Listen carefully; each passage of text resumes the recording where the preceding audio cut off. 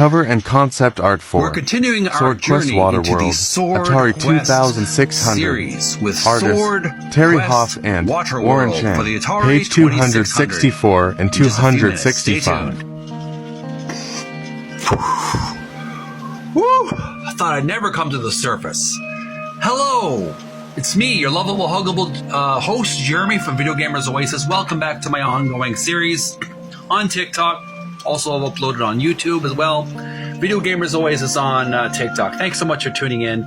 We're doing an ongoing series right here, right behind me, called Art of Atari by Tim Lapetino, reading of the book of the history of the talented artists from Atari. Really great for art students, people who want to learn about really high-quality video game art, packaging, manual artwork. We learned about the SwordQuest EarthWorld and the SwordQuest FireWorld for the Atari 2600. Now we move on to page 264, and we're going to learn about SwordQuest WaterWorld. Now there's a lot of artwork on this page, and on the next page, really beautiful artwork. We're going to break this up into pieces so we can easily digest all the content here. Make sure to send some likes and loves. Would appreciate it. If you feel inclined, you don't have to, but I would appreciate it. Follow me on TikTok, Video Gamers Oasis, and subscribe to my YouTube channel, Video Gamers Oasis, as well. I got some exciting content in the future for that YouTube channel as well. Now we're going to first learn about the video game itself, and then we'll move on to the artwork. Okay, so here is a close-up of the artwork, the thumbnail of the game, and here's some text, history. First, let's read about the history. SwordQuest WaterWorld. Originally released exclusively through the Atari Fan Club, and then later to the general public after the competition concluded. WaterWorld continued the SwordQuest contest and its themes, with game rooms based on the yoga theory of the chakra. I can't get over how many mystical spirituality themes there are in these video games. Moving on. The gameplay / comic book interchange was more simplified than in the previous two games, but it was all for naught. Faced with plummeting sales and the video game market crash, Atari canceled the competition in mid-1984, and previous participants were brought out of their opportunity to compete in the final round with prizes of $15,000 and an Atari 7800 each. The contest legally needed to be completed, so the quote-unquote crown of life was allegedly awarded to the winner of a semi-public competition of several entrants. And here we have a snapshot of the game. It's a blue screen with a black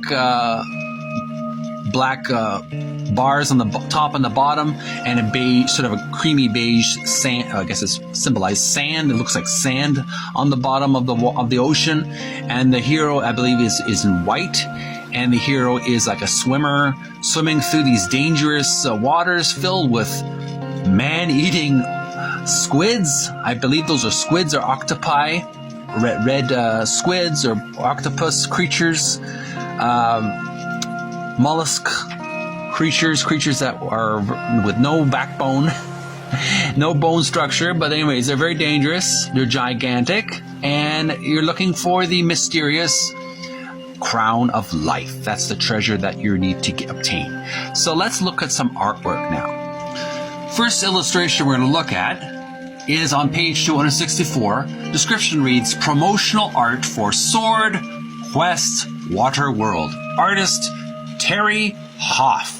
And here we have a promotional piece of artwork with the hero's arm reaching out of the waters with an octopi or a tentacle grabbing grabbing the man's right arm, and he's grasping the crown of life, the legendary crown of life, the treasure for SwordQuest WaterWorld. Really nice illustration, very colorful, and kind of gets the message across that he's been through an incredibly terrifying ordeal to obtain this priceless treasure emerging out of the waters. And there's I also just noticed the beautiful break in the clouds in the background, heavens being opened up as if to, opera chorus sounding of heavenly angels singing while the crown of life is being obtained above the waters. Really nice picture there. To the right, we see another illustration of the illustration that we just looked at. Description reads, SwordQuest WaterWorld, concept art, Atari 2600, artist Warren Chang. Here we have an illustration of a glorious king in emerald green robes, and he's wearing his crown of life. He's holding his staff in his right hand, sitting, I assume, on his throne with his queenly consort by his side. She has also a crown of life as well. They both have emeralds, appears to be emeralds around their necklace. I think there's a lot of symbolism, as we learned earlier in our paragraph, the symbolism from, East Indian mystics' spirituality. The green chakra represents the heart chakra. So they're very much in that element. And behind him is a boat, a sailboat, and there's some turbulence, ocean waves behind him, and the queenly consort. So he's kind of a nice illustration by Warren Chang. And finally, on page 264 on the top, oops, my bad. I kind of picked the wrong illustration. My apologies. Finally, on page 264, we have another illustration by Warren Chang, SwordQuest WaterWorld concept. And here we have the noble king wearing his crown of life, and this different queen, a queenly consort, blonde this time, wearing her crown of life. And they're on the backdrop. The background is a planet Earth, or it could be a bubble for all I know. Behind the bubble, inside the bubble, there's an ocean wave. So there's a lot of water symbolism between those two royal consorts, husband and wife, king and queen. Nice illustration there. Okay, now folks, we'll move on to the next page, 265. The description from the previous page reads, cover art for SwordQuest WaterWorld, Atari 2600, artist Warren Chang. And here we can see that arm grasping the crown of life out of the ocean taking a cropped for a promotional promotional artwork piece that was used to promote the game. But here's the whole art. He appears to be half naked, a man swimming in the ocean, almost reaching to the top. He's being grabbed by a hungry octopus who wants to basically give him a permanent hug. And he's reaching out and he's grasping that crown of life in his hand, despite the terrifying monster that's trying to eat him. And he's got a knife in his left hand as well to defend himself. So he's a blonde man apparently, and he's wearing a necklace, I believe, similar to the previous necklace that we saw for the king and queen.